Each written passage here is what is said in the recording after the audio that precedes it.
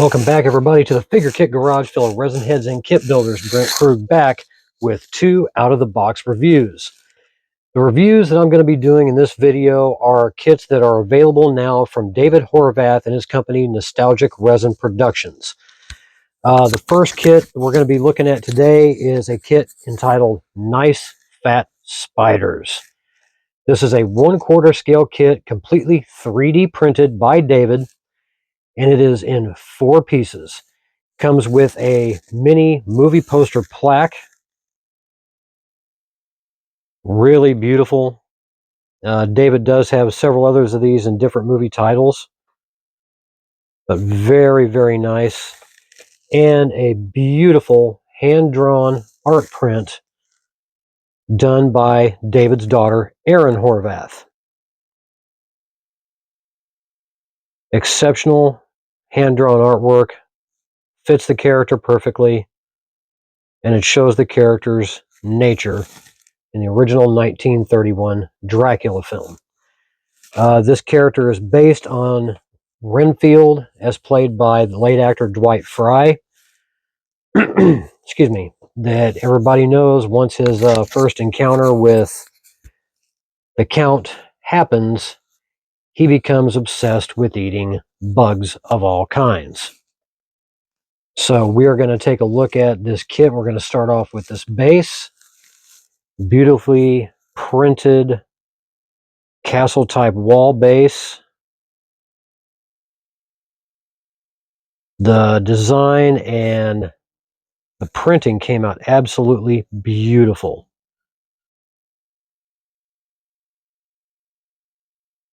Very well rendered.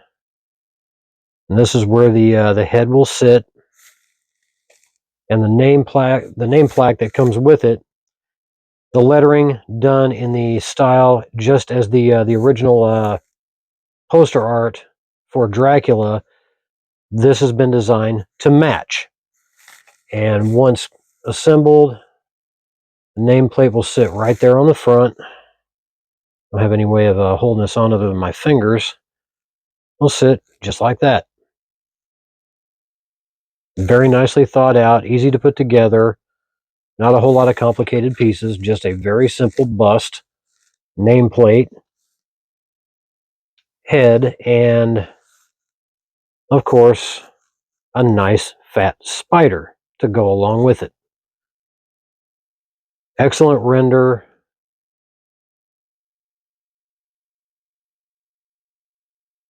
Terrifying in its detail, but potentially another one of Mr. Renfield's tasty victims. And by the box art, you'll sit right here on the side of the base, like that, waiting to be caught, waiting to be snacked on. As gross as it is to think about that, that was the character. And then we come to the head sculpt of Mr. Renfield himself. His crazy smile, the skin pore texturing, just gorgeously rendered and captured beautifully in the print itself.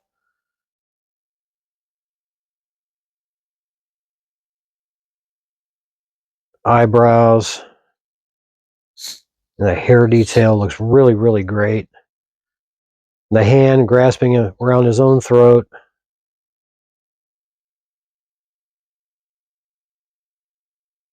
Excellent detail. The veins in the hand, slight wrinkles in the skin. It's fantastic rendering. It came through beautifully in the print. Translated really well. And there are the drain holes on the underside of the hand that once it's put onto the base, you will never see them, but you can still fill them in, if you choose to do so. And then the hair bangs draped along the side of the face. Very finely detailed. Some small print supports in between the strands of hair that will need to be removed, but nothing major. Excellent rendering. And then the feathering in the hair along the sides and the back. The digital sculpt is just amazing how well that was captured. Definite dry brush possibilities with that, to say the least. But excellent overall kit. The face of a madman. And the head will sit in the base just like that. I don't have any way of holding him in there without using my fingers, but the nameplate will sit just underneath him, just like that. Really excellent kit, not too extravagant, basic, simple, and straight to the point. And it captures the look and feel of the character very, very well.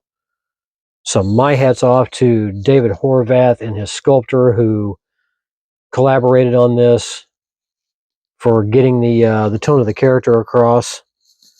They didn't have to go overboard. They kept it simple, they kept it direct, and it works. And this bust comes in two different sizes. The 1/4 scale that I'm reviewing now goes for $75 ship in the US. There is a larger 1/3 scale kit. Same exact thing, same piece count, nothing different. Goes for $95 shipped. And the box art that this shipped with was painted by David Horvath himself. So this is a kit for fans of the classic Universal monsters. This is a character that has been, I would say, largely overlooked a lot. I think there have been maybe, I could be wrong, 2, maybe 3 at the most of this character. And there have been so many different iterations of Renfield in just about every movie that has been done about this about the character of Dracula or even Nosferatu, that the possibilities have always been endless, but the character has never really been shown a whole lot of love. And considering the fact that he is, I'd say, one of the side characters, but he plays a pretty important part in the story, it's about time he got a bust of his own, and David Horvath comes through yet again. So if you are interested in this kit, contact David Horvath over at Nostalgic Resin Productions on Facebook. I'll leave contact information down in the comment section below. Let him know which scale you're interested in. And it's not a shelf queen in any way, shape, or form. I mean, really small footprint. Get a overall measurement of the width. About just a hair over 3 inches in width. And then front to back, right around 2 3/4 inches deep. And with the head on the base, we're looking at right around 5.5 inches tall. So just the size of it. Oh, now he wants to sit in there without any support. Go figure. So just the sheer size of it alone, you don't need a whole lot of room at all.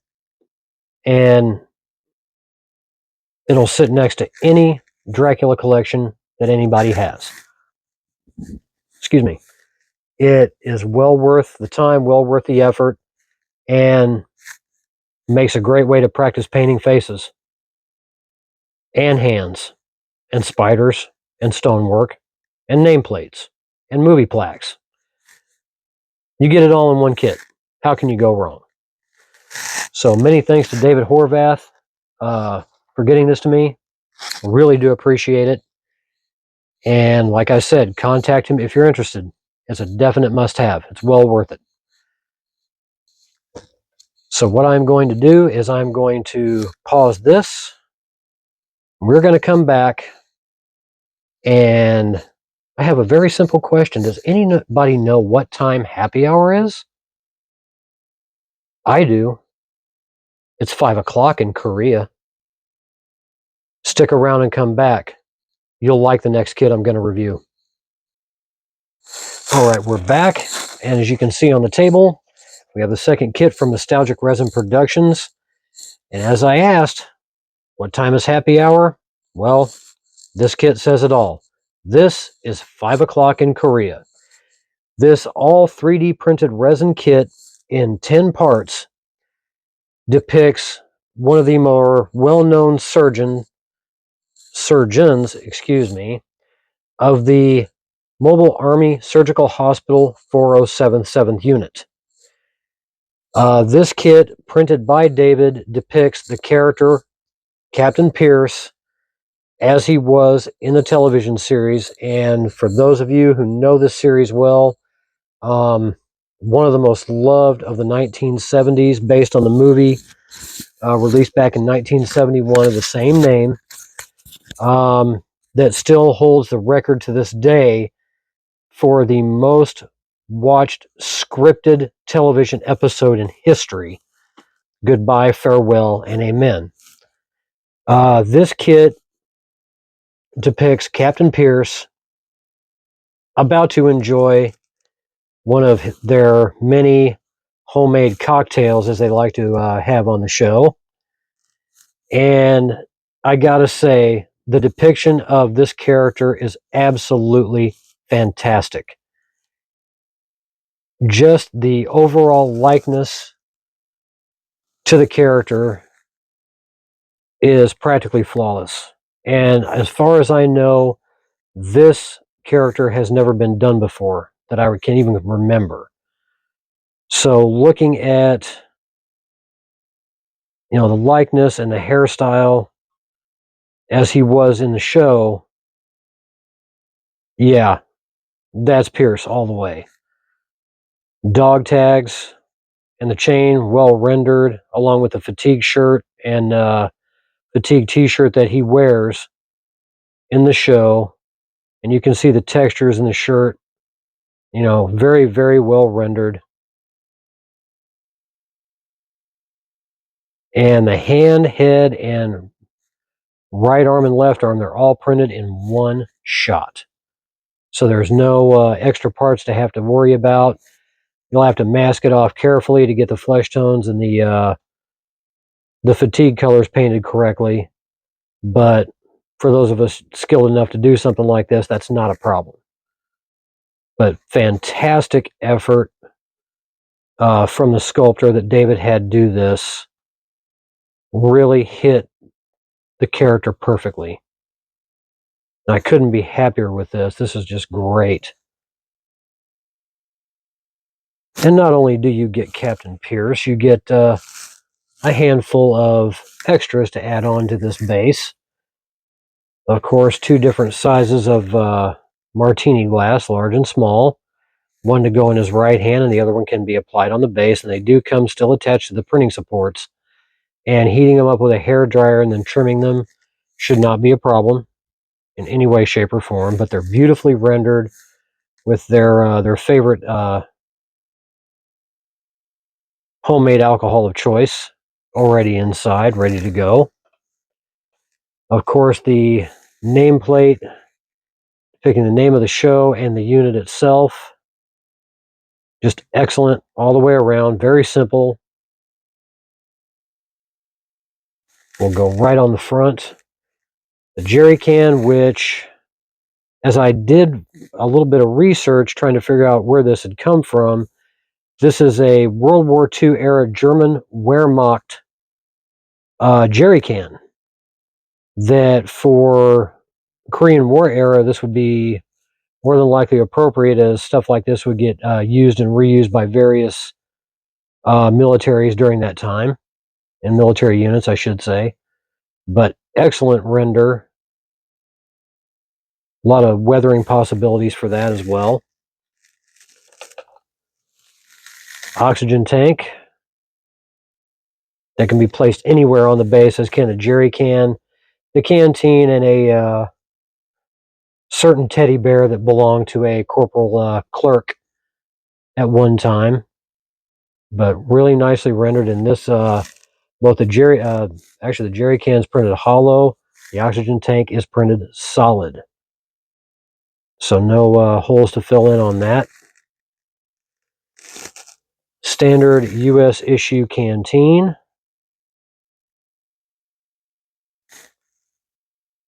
I'm not mistaken, there's actually lettering on that, but I cannot read it in any way, shape, or form. Although I might be mistaken. I hope I'm not. It's hard to tell. But really excellent render. And then, of course, there's Tiger. And this was the bear left to Captain Pierce when that particular corporal's time in Korea had come to an end. And it was left for him. Beautiful render, missing the eye on the left side. And he is also printed solid. An excellent addition to the base. For fans that know the show, you know when this was given to him.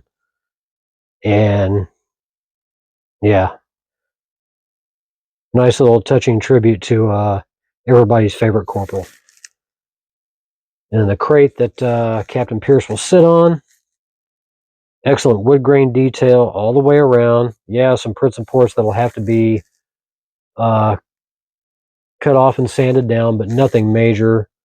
Drain holes that once you put him on it, you will never even notice it. And the other one is on the bottom, so you won't even have to worry about filling those in. You can just let him go as is and not even have to worry about it.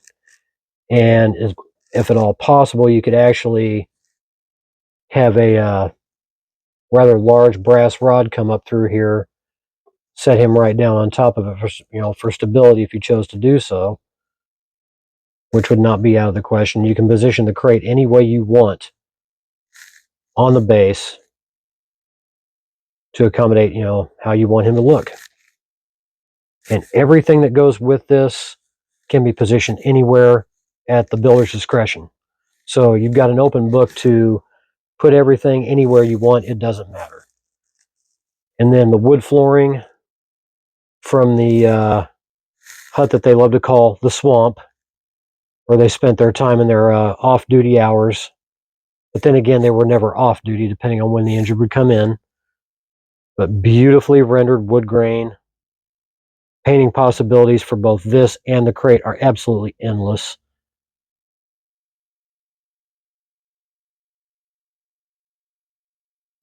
Paint that as worn as you wanted to, and it would look perfect.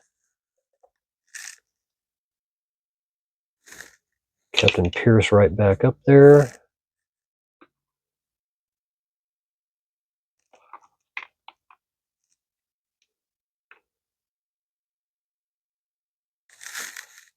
You could even have the nameplate sitting on up against the corner just by itself, and it would still work. The display possibilities are pretty much endless.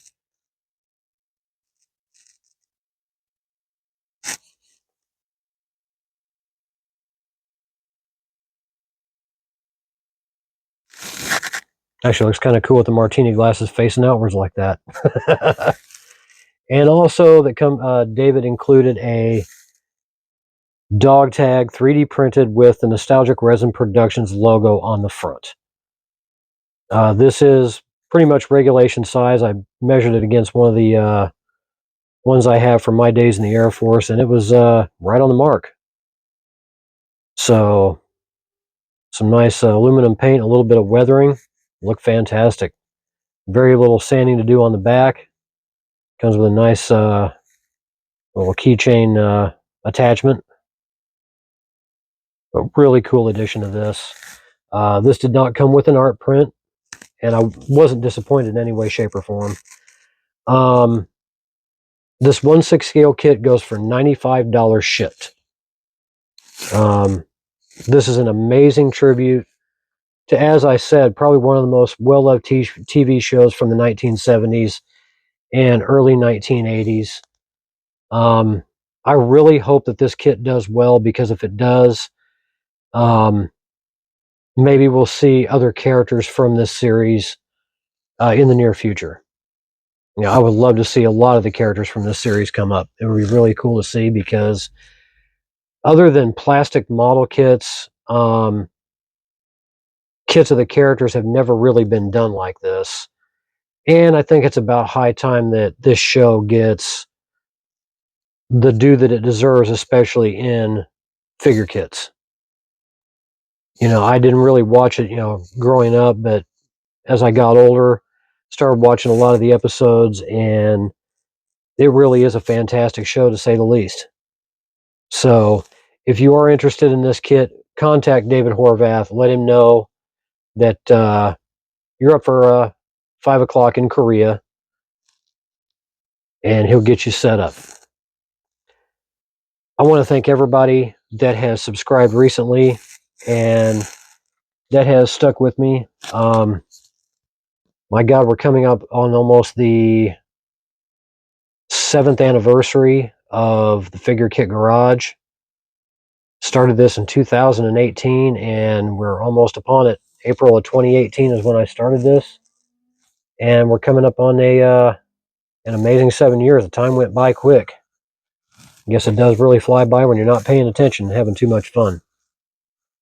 Also, check out Model Club TV, Jason Walker and Scott Johansson, turning out some really good episodes, a lot of great guests, showing off what new kits are coming, what kits have been released. So give them a like, give them a follow as well. Like, share, and subscribe after these videos if you like what you see here. The support is always welcome and very, very appreciated, and does not ever go unnoticed by me. So for these reviews of Nice Fat Spiders and 5 o'clock in Korea, this has been the Figure Kit Garage. Everybody stay happy, stay healthy, stay safe. Build a kit.